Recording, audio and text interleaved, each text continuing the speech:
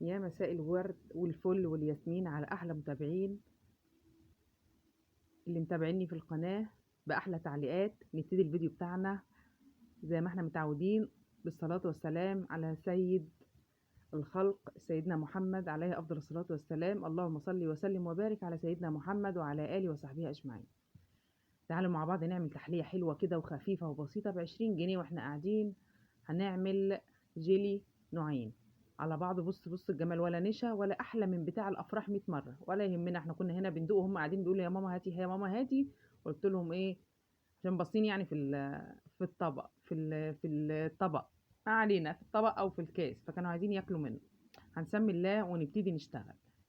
بكوين جيلي واحد احمر، واحد احمر اللي هو فراوله، والتاني مانجا. في منه اناناس برضو اللي هو الاصفر دوت، في منه اناناس وفي منه مانجا حسب ما انت بتحبي، من غير نشا ولا اي حاجه، هو السكر والميه. وباكو الجيلي اللي احنا عملناه.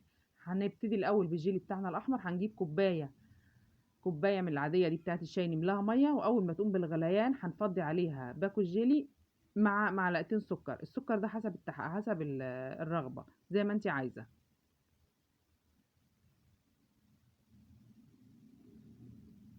هنفضي عليه باكو الجيلي ومعلقتين السكر ونقلبهم لما يدوبوا خالص.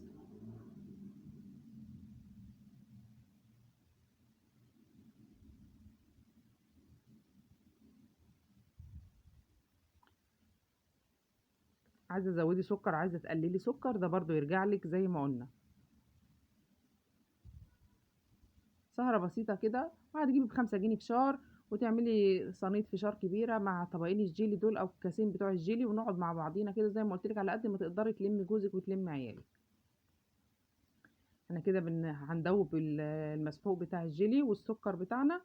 وبعد كده هنضيف كوبايه ميه ساقعه عاديه، هنديها غلوه واحده ونيجي مطفيين عليها. اول حاجه هنعملها اللي هو الجيل الفراوله ده، مش هنستنى عليه لما يبرد جامد، يعني هنصبه على طول في الكاسات.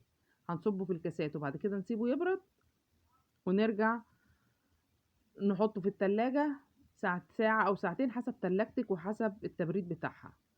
هو قعد عندي من ساعتين ل3 ساعات. بس ما تحطوهوش في الفريزر. الناس تقولك تحطيه، لا، اول ما تطلعيه من الفريزر على طول هيفك. بتحطيه في الرف اللي هو تحت الفريزر في باب التلاجة العادي. كده احنا خلصنا، زودنا كوبايه الميه التانية العاديه اللي هي من الحنفيه.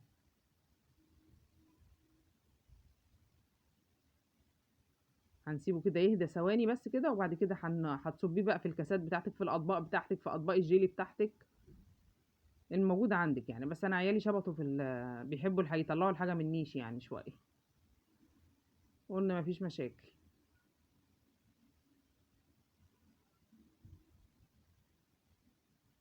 انا بصب واحده واحده كده، خايفه الكاسات تترشق بصراحه.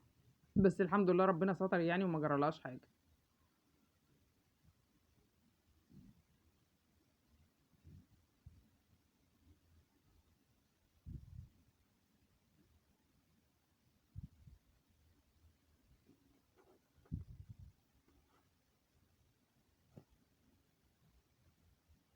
هنسيبها تهدى شويه، ما ينفعش تتحط في التلاجة كده على طول عشان ما تبوظش التلاجة. هنسيبها تهدى شويه ونحطها.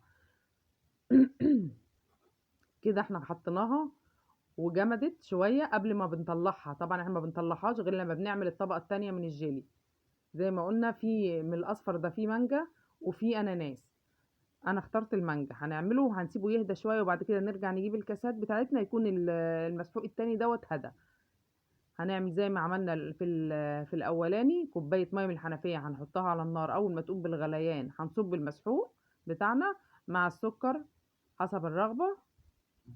هو فيديو بسيط وخفيف، بس احنا بنقوله في الاطفال بتحب الحاجات دي. يعني انت ممكن تعملي حاجات الاطفال بتحبها جدا على فكره، يعني انت مش عشاني او عشان جوزك ولا كده، بس والله العظيم كله كان بياكل منه، حتى الحاجه برضو عجبها امي. ربنا يشفيها يا رب.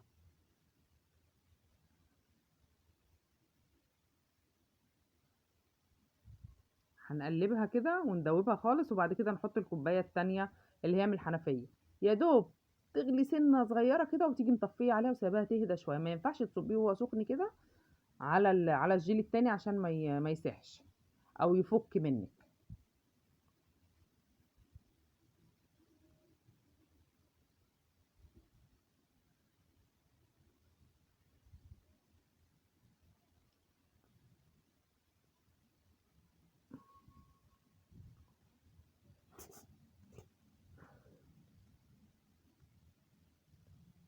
بصوا بقى هي كده مسكت معانا اهيت. طبعا مش التماسك اللي هو يعني، زي ما قلت لكم انا حطيتها ايه ساعتين ساعتين ونص كده. هنبتدي نضيف دي، سيبناه يهدى شويه، اللي هو بالمانجا ده سيبناه يهدى، ما ينفعش تصبيه وهو سخن. حتى بصوا مش بيطلع بخار واحنا بنصبه زي التاني. هتكملي بقى كده. عندك اطباق جيلي انا ما كانش موجود، زي ما قلت لكم انا عملت بالمتاح عندي، يعني تعملي كل حاجه بالموجود عندك. وهيهدى برضو تاني، وبعد كده ترجعيه تاني التلاجة. طب وانا ده بقى ما خدش وقت يعني، ما كملش كتير يعني في التلاجة. ومسك وطلعنا اكلناه، وعملنا شويه فشار. وكانت سهره حلوه وقعده حلوه. ولو عجبكم الفيديو اعملوا لنا لايك كومنت حلو وشير، وفعلوا زر الجرس عشان ينزل لكم كل جديد. كده احنا طلعناه من التلاجة. بصوا انا بس هوريكم ان هو متماسك ازاي، من غير نشا، من غير اي اضافات تانية. احلى من جيل الافراح 100 مره. حاجه جميله وبسيطه كده، ب20 جنيه زي ما قلت لك تلم عيالك. انا بوريكم ان هو بصوا متماسك ازاي، وجميل، وجميل في طعمه بقى. انا هنا باكل وهم قاعدين بيتفرجوا عليا. بصوا في حته هتقع دلوقتي عشان هم كانوا عايزين ياكلوا منها. يلا قلت لهم مش مهم برضه، مش هتاكلوا غير لما اكمل الفيديو.